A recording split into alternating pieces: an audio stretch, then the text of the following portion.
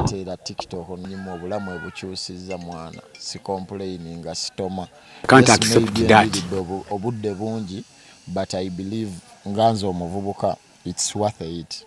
Kiri worth muganda wange kuba mba nsobola okkeera ne nkugamba mwana TikTok ngifunyemu ko ku bintu sijja gamba mbu nina ekyobugagga ekyamaanyi kyenfunyemu naye I believe nkyusiza ku bulamu bw'abaana. You are deceiving. Kitegeera luli kasente kange ke nali ntuuyanira nakalyanganze kane kati nkatuyanamu n'abavubuka ne mmanya Saidi Kwenkya Puma Luti tukoze video 5 n'omuwala gwe tupangisiza ne buli omu aliddeyo emitwalo 3 tolaba mbu kyekisinga mwana wa maama.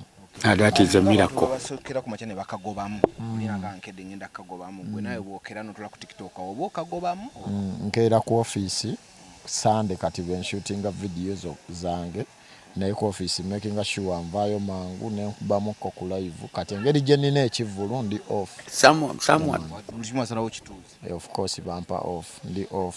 Endorsements zino ofuna nyingi ebisire bisinga omanye waffe mu industry ya arts ati nawe tubatwalanga bali mu arts bamanyi okwesabira endorsements nga tekuli ka sente every time tukulaba ofuna endorsements wano wali ozifunamu oba is just for public presence. Nja kukiza ku hard work na kikyoyongedde ku muntu client wo yakuwa client omulala nze kyenzikiririzaamu nze I believe nkoze ne company nyingi nga tekuli company etoma oba company yali yagadde sazaamu contract yange. can't accept that. I put in 100% nze bwe ngenda ku company okukola nayo nfuuka mukozi kitegeeza bwe takola sikola bwe batayingiza ssente lwaki ngendo zisaba bwegwangwa so nze I put in a lot ate nga nze ndi musajja ayagala kyenkola lwansonga natandika bino ebintu nga mbyagala. Watandika ne crew gye twakulabanga okola nayo mostly yali abawala omwali Bashi kwaliko n'oyo omwana wa Liba Julie abana baddawo awe bali Julie is doing fine taina tabu Bashi naye ali okay naye of course nja kukiza ku kutambula kyovola omuntu ava ku iPhone 1 nadda ku 2 abantu bakowa mangu. So nze and I believe in trends ate nze ndi muntu ayagala nnyo leeta ekintu ekipya kati oba ndaba sikyali nnyo mu content kati nkuba nnyo live naye era ndaba abantu bakibuukidde abantu bo balabanga baleese love ku TikTok connecting nze nnyumirwa nnyo okuleeta trend so n'abantu obutakowa mangu olina okuyiyayo ekintu ekipya buli ddakiika n'otalemera ku kintu kimu. Can't accept that. Era kyovola bamala ne manya zino episode bazimisinga Bashi ne muzaamuko Julie ne muza ate ne nkoma wenu. Bashi mu olusi n'olusi is it right now a professional work relationship between you and her oba akomawo because ex wo oba bya ex mwakitereza nga kati n'okwepicha weko? I believe that would be personal kubanga nze sikerangako nendaga Bashi semmanyi tosobola kulabayo video yange naye ate sikkiriza mbu wali yamumanyi kubanga sasa gisakiraba mbu wamulaba kuba kyemmanyi bwondaga page ye sirabangako video ye omanyi nze I believe najja sanyusa abantu najja kulaga bantu talent najja balaga kyensobola kukola ebinanzigwako ngende sajja bba kubalaavu sajja balaga mbu nkwano no you are deceiving wanange nina relationships zembeeramu naye si za internet ebyo biri personal. Bano crew gye waddamu okufuna omulundi ogwaddako wa taking us some break tukulabanga osose novaako kati tulowooza ng'obikoyemu andi nebitandika ofuluma wagudde yes. I believe nze siri muntu wa pressure kubanza okukeera ne ngamba kuba nava ku internet emyezi nga 3 nga sikya recording nga siteekayo video nja kukiza kunze I'm not competing ne bwe nali ntandika saamanya mbu ngenda bba wendi sitoma omanyi nze saagala nnyo kuba nnamba emu naye just bwenkeera ne nfukamira ku mavivi ngamba Allah just nteeke ewantu nga bagamba we bayogera ekigambo TikTok ne we basooka abantu 10 Mikie wa 11 kitegeeza bammanyi nze kyensinga offaako kati abaana benkola nabo abasinga they reached out to me Mikie njagala kukola abalala nina gye nabajja of course asonga bw'ogimanyi nga nsuubira nsobola okyusa obulamu bwabwe naye mukama mulungi teyanjiwa kuba kyandinyumye nnyo okubagamba mujje tukole. Abamu nina gye mbajje babadde oba bakagobamu ne mbaga mujje tukole ate ne binnemerera ne mbagamba muddeeyo. Mukama akyatutadde ku layini tutambula bulungi tetutoma. Omuvuga asinga nnyo okushootinga content waba TikTok bamuyita Fadix. Yeah man. Gwe almost nze njja kugamba nti olinga gwe yaleeta Fadix. Nze yamuleeta. Waleeta Fadix. Fadix ntuulira nti ate ne mufunamu obutakkaanya n'atwala the other route agende w'abalala. Oba netuulira nti kikimu ku kyakuleetera n'okuteeka gundi ku nsooka mbiwummula. What's the relationship with Fadix right now? Fadix muto wange, mutabani wange, sirina buzibu naye ate era essaawa eno I think we resumed work. Omanyi differences zibaamu mu bantu. Omuntu nga muli perfect nnyo temuba baluganda. Nze kababe bano bavubuka bange tuyomba buli nnaku. Lwaki okoze kino? So Fadix twetereeza ffe ng'abantu. Tuli ku flame. Kyemanyi ne ku show yange nina surprise sina byogera but is in charge of everything ebikwatagana ne camera work. Nemanyi ne kushera mujja mulaba ye muntu agenda okuba sound n'ebisinga. Ebyama Omu kubaletawo embiranye wakati bamusuubiza bingi ku byotasobola kumuwa nga balabanga bwe yali amunyunyuta mu bunyunyuzi ku mbeera zammwe zaleetawo akantu ako. Naye nze buli mwana gwe mbeera naye kino nkyogera nti Allah sobola okwemalako ekikumi kye nnina n'enkimuwa. Temanyi ne Fadi bw'omusanga asobola okugamba bwe mubuuzo we waliwo akajja Mikie yakola ki waliwo bye siina kwogera mu kamera nze ng'omuntu naye I believe buli muntu andabyeko olaba nsobola osanga omwana we kkubo ne muwayo emitwalo 3. Mwana nze sirina nnyo naye kyemmanyi okuyamba.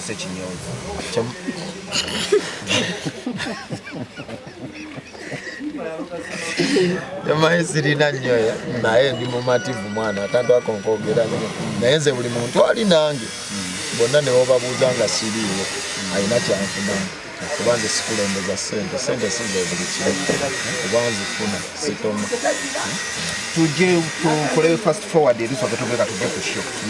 Sheno ogitandika otyo okugirowoozaako kuba baatugamba wajja kuyaba Kyakala mu ngozenga mbega. Mbitegeere. Omanyi tuyina abantu balina ekifaananyi kye bandabiramu n'enjoze bangi naye nga nze I believe era tusiiba tukyogerako nga tumeeting it's healthy.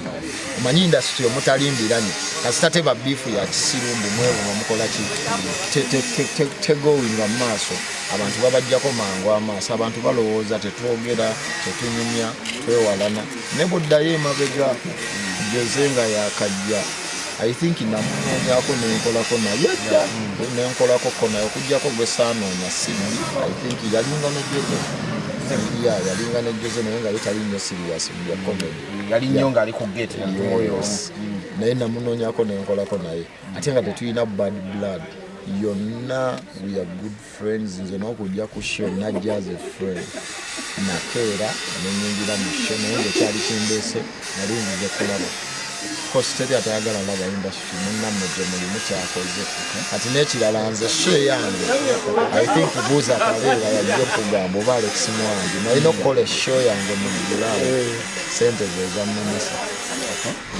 okuntegeka comedy store sente nnyingi nga sizirina n'ekita nengenda kuteeta labonika ngamba e Dubai nga bajoze babuukirirawo Evelyn Namulondo yampa amagezi nangamba Mikie towanika posta abantu bajja tandika olwanyisa abaana mamu wadde gwe yasooka basooke bakole oseeyo expectations z'omusheno byogenda okukola ziri mwana kati sikyali nnyo naku byakusanyusa bantu nabikyusizza nnyo njagala nabikyusizza dda kati kukyusa bulamu bw'abantu kuba mwana maama wange akola mu wino wajja ku show yange n'atwala ettaka ng'abadde tasuubira lifuna maama wange ali yatunda ennyaanya n'atwala ettaka kuba nina booda nina school fees nina ettaka ngenda gaba eggaali 2 Uganda Komputa yampadde eggaali ndabira ddala kati nga bizze kukyusa bulamu bwa muvubuka munnange ali eyo abeera mu gete ekyebiri kye wajja n'akisasula n'afuna tiketi ye n'agisuula mu bbawe netugironda netumusoma mbu awangudde piki. I believe mba nkyusizza obulamu bwe. Okay, awo Madenzi wenyini abantu bane bitu bagenda biwangula batya oli kusidi eriki. Nze kyemmanyi piki tugenda teeka ennamba ku tiketi. Tiketi ejjaba emenyekamu emirundi ebiri. Osigazaako kapukono okuli ennamba n'ekitundu ky'osuddemu. Tetunalonda ekitundu kyo ne tukisoma ng'endulu by'okulaba ku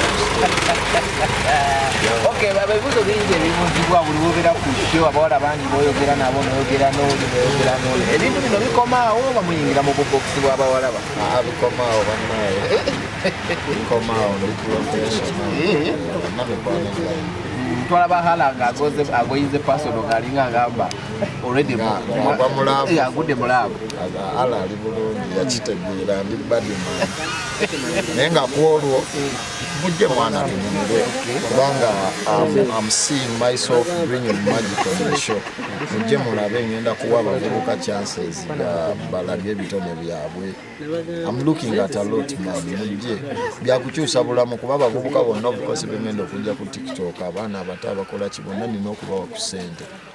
I'm not looking at money kyovola nakoze ne fenani lwansonga okiwuteri atakimanyi mu fenani akasente olina obbango nekirala fenani waka naye era nina okusasula kasente so ate ne theatre labonita yenyini akasente okalaba si kangi abantu si bangi kati ne basponsa bange abasinga abazze omuboda babadde bampa bintu kale bampadde option bbiri simba automotive yatuwa piki na of course ngamba kusente ne piki nenda nga piki esinga kakanjiwo omuvubuka so situnulidde nnyo okukola kasente maybe ndikakola maaso eyo neka njagala kuddiza muntu abadde anteekamu data we naye ate omukunteekamu data we jangu olabe magic ku stage jangu olabe screen nga zizanya jangu otulabe nga tuzanya it's man twesunze nnyo kyensobola obbaka batwala puma ne bamuziba ekiwala ate nenda bakyadda puma akaviiri munnaye wakasimbako nakajjako tasula bulungi bakumeza enviri naye anenda abekiwala takyakola kakasa kino kiwala akaviiri kyenyi mbegu kyamayembe nakaleta mu mutwe. Ekibuuzo kino kigenda eri you and Cephco mukyafa akyaki mwana kye nalabye ku nsi abavubuka tubana obuzibu ku bantu nze omwana sibangako naye nabuzibu bange kyekisesa kuba newootunuulira gundi stories zaffe nze sibuukira bantu yeyakeera nanvuma edda naavuma mama wange mbumalaaya naavuma mwana wange naavuma mukazi wange nembivaako ne maybe ye nga ye naye nze mbitegeera mwana omanyi stardom mbi nze nabaako emyezi 3 nga sikola content nengendako mu depression nga ndaba nvaako kati buli lwoba ku siini kiruma ate ng'olaba banno beeyongerako naye ng'okusingira ddala nga 10 November tugenda boyidda bapiki n'amataka. Tuli ku Silverback Ranch akafo kasangibwa Salama Road nga wakayita Makindi SS kafo kalungi nnyo kalina conducive environment bolezawo ka parking ngenda beera nkakulaga wali wonna balina obufo bwosobola okutuula ne baby wo n'ogamba weewaawo abakozi abalungi babalina abakubesa beesa obulunnyo ka music akaseneekerevu so gwe wenna ali eyo ng'onoonyawo okwatya weekend yo jangu wano eno obeere nga onyumirwa obulamu akafo si kalungi so akafo osobola okujja Salama Road obwobanga oli wala naye ng'oyagala osenga bakutegekedde ka buffet oba ebyokulya birungi just kuba bukubi simu 076 93 04 oba 0755 32 27 5 bagiza Silverback Ranch.